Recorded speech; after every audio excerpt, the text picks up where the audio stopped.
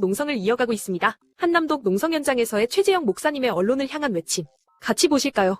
윤석열 정부의 정치를 점수를 매긴다 그러면 100점 만점이면 빵점이 아니라 마이너스 100점을 주고 싶을 정도로 정치, 경제, 사회, 문화, 외교, 국방 모든 거에 있어서 빵점 아니라 마이너스 100점까지 내려간 상태인데 뭘 다 바라겠습니까? 이 윤석열 정권 들어가지고 후퇴하고 퇴보하는 정도가 아니라 완전히 나라가 그냥 아작나게 생겼고 나라가 파탄날 지형이 돼가지고 도저히 갑갑하고 숨이 막혀서 살 수가 없어요. 나는 나의 조국 대한민국이 잘 되기만을 바라는 거지 저는 진영 논리도 떠나고 이념의 성향도 떠나고 모든 걸 떠나서 이렇게 체크하는 겁니다. 지금의 야당이 잘못했어도 난 이렇게 했을 겁니다. 우리 장인수 기자가 훌륭한 거는 장인수 기자가 뭐라 그러는지 알아요? 이런 저의 제보가 조국 정 장관의 부인 정경심 교수가 이런 일을 벌였어도 자기는 보도를 했다는 거야. 그러니까 이 사람은 객관성이 있는 거예요. 이게 김건희 여사라서 한 게 아닙니다. 이거는 누가 돼도 투명하게 언론은 권력을 감시하고 견제하는 겁니다. 개한테 그렇게 고급 요리 먹인다는 소리 들으니까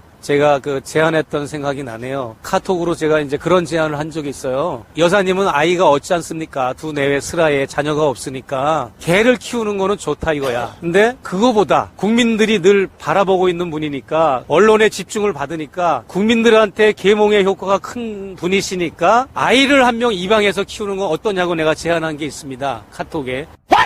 베이비 박스도 있고 미혼모가 있고 전 세계 고아 수출 1위의 그런 아주 불명예가 우리나라에 있지 않습니까? 그렇기 때문에 여사가 아이를 낳는지 못 낳는지 그런 거는 뭐 인상학적으로 이런 거는 내가 모르겠습니다만은 아이가 없으니까 아이 한 명을 입양해서 키우면 참 보기도 좋고 모범이 되고 또 그런 어떤 미혼모 출산 이런 문제에도 많이 좀 좋은 영향을 끼칠 것 같습니다. 그랬더니 답변이 없고 응답이 없으시더라고요. 아무튼 접견할 때마다 상당히 기분이 나빴고 수치심까지 느꼈고 모욕감까지 느꼈죠. 사실 양말도 안 신고 맨발로 나왔고 두 다리 이렇게 의자에 올려서 막 그런 식으로 앉고 면티 입고 가래침 택택 뱉고 가래침에 또 휴지 앞에 수북히 쌓아놓고 내 앞에서 인사청탁 전화를 아무렇지 않게 그냥 태연하게 인지 능력까지 실종이 됐든지 저하가 됐든지 그런 거죠. 그런 모습을 보고 내가 암담한 생각을 했던 거죠. 그래서 그리고 심리적으로 이런 건 있겠죠. 나는 이렇게 편한 사람이니까 당신도 무장해제하시오. 이런 심리적인 것도 있을 것이고 그런 것도 요인이 있겠습니다만은 저는 그렇게 생각해요. 저 말고도 다음 접견자들이 있었잖아요. 연장자이고 목사인 제 앞에서도 그렇고 다른 대기자들도 또 저 다음으로 들어갔는데 그 사람들 앞에서도 저랬을 거란 말이죠. 그러면 나한테만 그런 건 아니에요. 모든 접견자들을 그런 식으로 대하는 거죠. 그렇기 때문에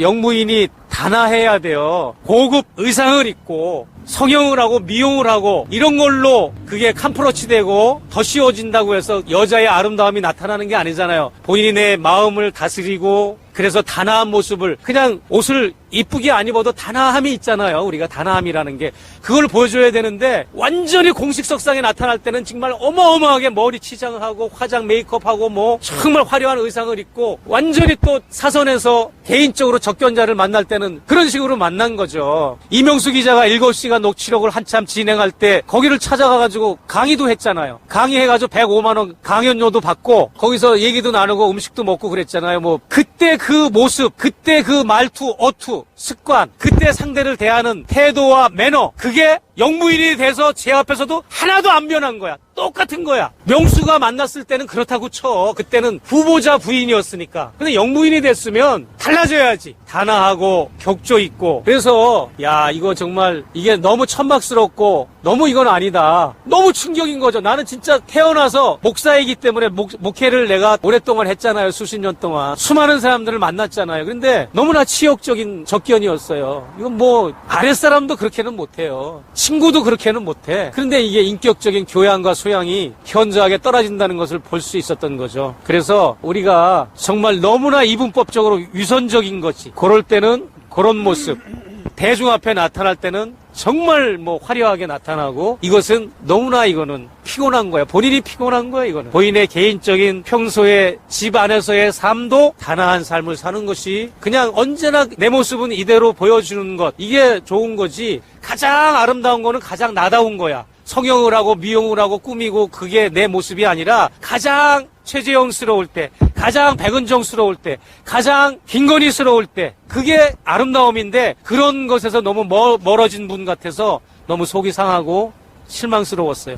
언론들에게 당부하고 싶어요. 언론인 여러분들은 기득권 세력이 아닙니다. 당신들은 언론을, 기득권 세력들을 견제하고 감시하는 역할인데 본인들이 기득권이 되려고 하다 보니까 이렇게 권력을 감시하고 견제하는 일에 소홀히 하고 야합하는 그런 작태를 보여주고 있음을 볼 때 저는 그 이상의 충격을 받았어요. 이 정도면은 적어도 권력이 엄포를 넣든 방통위가 법박을 주든 이거를 보도를 해야 되지 않겠습니까? 뭐가 두렵습니까? 도대체 언론인 여러분, 뭐가 두려워요? 뭐가 도대체 방통위가 그렇게 무섭고 대통령실이 그렇게 무섭던가요? 이 엄청난 사실을 눈으로 보고도 그렇게 두렵습니까? YTN은 나랑 2시간을 카메라 인터뷰를 다 해놓고 보도를 못하고 있어요, 지금도. 그리고 JTBC는 겨우 인터뷰해 가서 우리의 뜻과 상관없이 악마의 편집을 해서 엉뚱하게 내보냈어요. 그런데도 불구하고 그마저도 영상이 나가는 거를 부담스러워해서 그것도 못 나가게 막고 있는 일을 하고 있는 것이 지금 확인되고 있지 않습니까? 그러니까 언론인 여러분들은 이 일에 손을 놓거나 두려워하지 마시고 분열이 일어서서 서울의 소리에서 1탄부터 2탄, 3탄, 4탄 정규 특집 방송 이거를 마음껏 퍼다가 기사로 쓰시고 방송에 활용하셔서 이 사실을 널리 알려주셔서 내년 총선에 나라가 바로 서고 올바른 일꾼들이 뽑히고 선출되는데 여러분들이 역할을 해주시기를 당부드립니다. 안 그러면 우리나라 부패한 상태에서 부패한 정권 아래 앞으로 어떻게 될지 모르는 그러한 미래가 될 것이에요. 그러니까 우리나라의 미래는 언론인 여러분에게 달려 있으니까 무엇이 두렵습니까? 과연 무엇이 무섭습니까? 종이호랑이에요. 권력이라는 것은 5년이면 화물은 11홍이면 달도 차면 기운 아니라 뭐가 이렇게 무섭다고 이거를 쉬쉬하고 그렇게 언론이나 방통위가 겁박을 준다고 이거를 보도를 안 합니까? 피를 토하는 심정으로 저는 호소합니다. 여러분 정식으로 이 문제를 다뤄주십시오. 보도해 주십시오. 일반 국민들이 다 이것을 알고 함께 이것을 인지하고 같이 분노하고 같이 이 일에 동참하고 그래서 철퇴를 가할 수 있는 그런 일이 다음 주부터 전개될 수 있도록 언론인 여러분들, 신문사, 방송사,